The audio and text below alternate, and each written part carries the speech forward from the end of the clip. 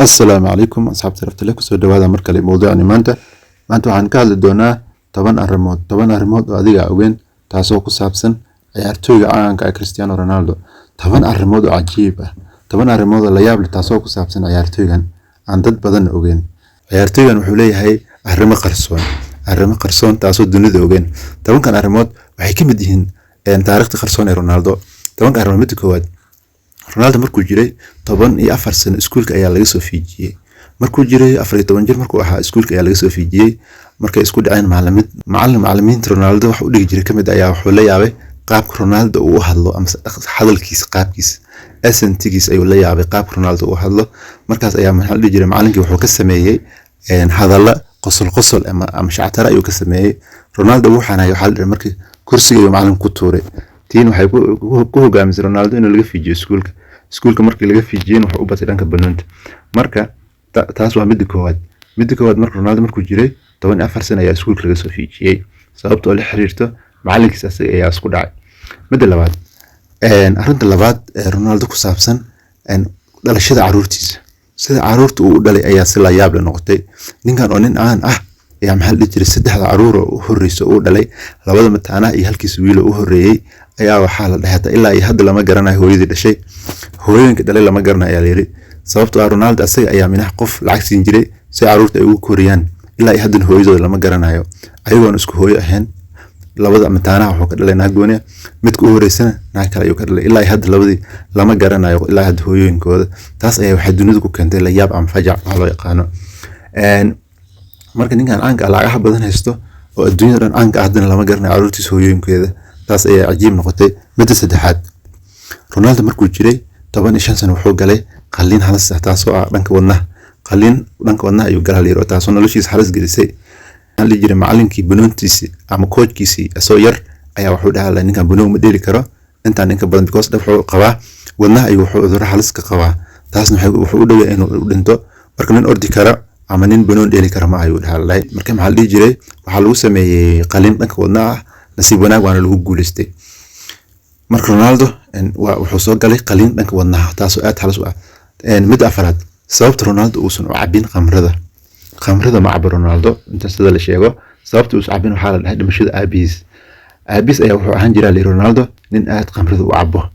nin khamrada iyo waxyaabaha la midka aad u cabo ayuu ahaan jiray Ronaldo wuxuu isku dayay markuu weynaaday inuu ka reebo arrinta inuu ka hor istaago aabiis laakiin waa u suurtagal weysay ayaa leeyahay marka Ronaldo uu isku dayay in badan inuu ka hortago balse waa u suurtagal weysay aabiisna ugu dambeyn wuxuu u dhintay khamradii uu cabi jiray darteed ayuu u dhintay leeyahay cudurro ka qaaday khamrada ayuu u dhintay saas darteed ayaa la Ronaldo ma cabo khamrada qof caba ma aha khamrada iyo waxyaabaha la midka ama dooriyaha ma cabo ayaa la qofkan asagoo ahayn qof muslim ah ama diin u diidaysa jirin ayaa hadan wali ma cabo midda shanaad Ronaldo wuxuu noqday ciyaartooydii ugu horreeyay oo Portugiis ah kaasoo ku biiro kooxda Manchester United marka ciyaartooydii ugu horreysay ee Portugiis oo ku biiro kooxda Manchester United wuxuu ahaa Ronaldo marka wuxuu noqday ciyaartooydii ugu horreysay oo Portugiis oo ku biiro kooxda Manchester United mid lixaad Ronaldo saaxiibkiis Ronaldo wuxuu lahaan jiray liri qof saaxiibkiisa oo loo yaqaano Alberto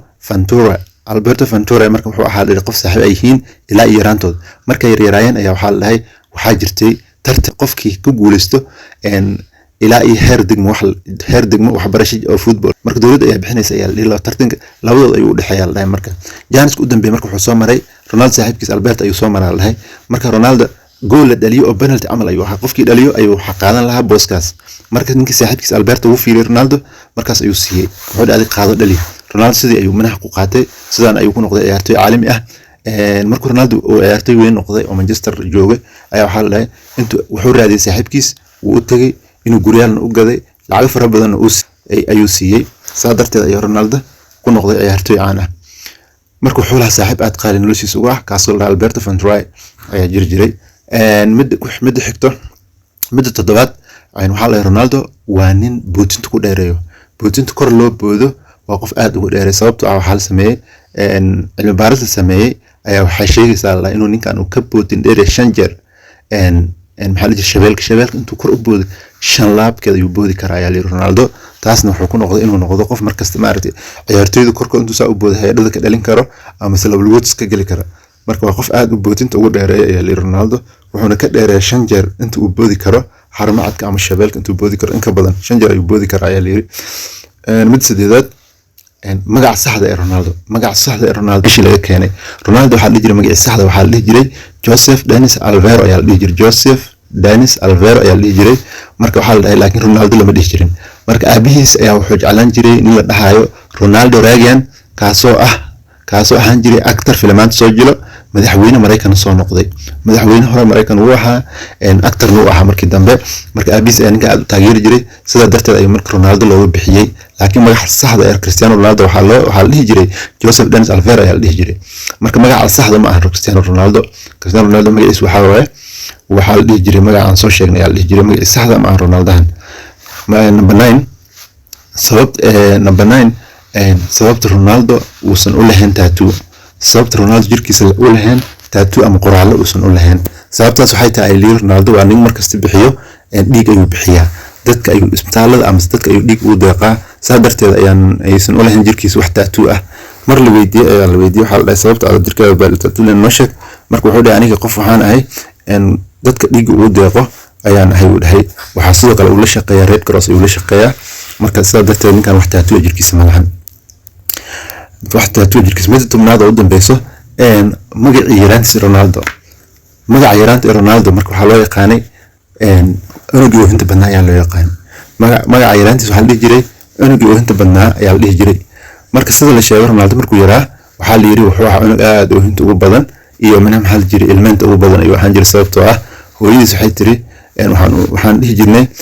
crying baby unugii oo inta badnaa markasta waxaan jiray mid ooyo samka ilaa wuxuu rabo laga siiyo uu jiray ayaa la yiri marka Ronaldo magaciisa markuu yaraa waxa loo yaqaanaa unugii oo inta badnaa